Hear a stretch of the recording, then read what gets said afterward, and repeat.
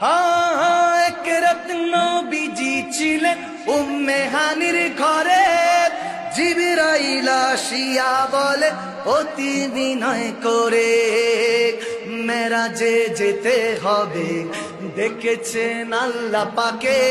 মেরাজে গেলেন নবী, আল্লাপন হলো সবে, বিদায় কালে দয়াল নবী হলেন বেকার। আমার আল্লাহ বলে দেখার ইশারা মিটলো না আমার, আমার আল্লাহ বলে লো না আমার, আমার আল্লাহ বলে দেখার ইশারা।